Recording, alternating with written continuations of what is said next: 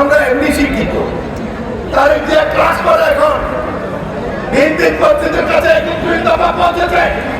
এই 31 দফা নিয়ে এক দফা করে বলতে গেলে আরো 3 ঘন্টা সময় লাগবে, যেটা সম্ভব নয়। আমি অযুক্ত একটা আহ্বান জানাবো, আমরা তো এই অবস্থা দেখছি, ভোটের জন্য ইনশাল্লাহ কোথাও যেতে হবে না। এখন আর প্রার্থীও আপনি হবেন, এই ব্যাপারে কোনো সন্দেহ নেই। তাইলে অসুবিধা কি? আপনার ধর্ম এখন শান্ত, ঠিক না?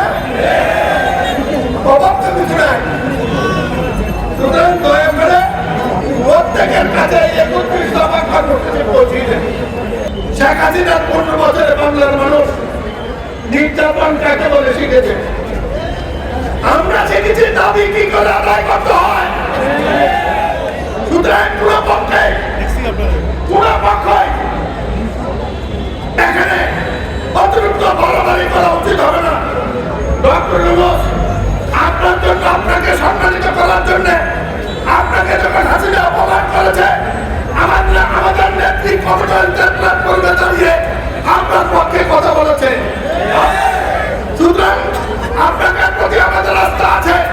আরো কথা সারা না দিয়ে জনগণের সমস্যার দিকে মনোযোগ দেন। ওই দিন যেদিন নির্বাচন হওয়া উচিত সেদিন হবে, আমরা বিশ্বাস করি। কিন্তু এর মধ্যে দেশ চালানো হবে।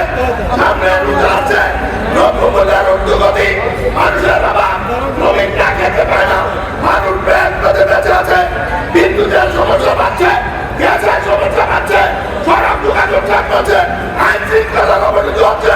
আল্লাহ রাস্তে এইদিকে মনোযোগ দেন।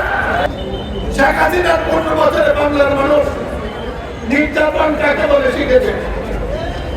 আমরা শিখেছি দাবি কি করে আদায় করতে হয়। সুতরাং পুরো পক্ষে এখানে অতিরিক্ত বাড়াবাড়ি করা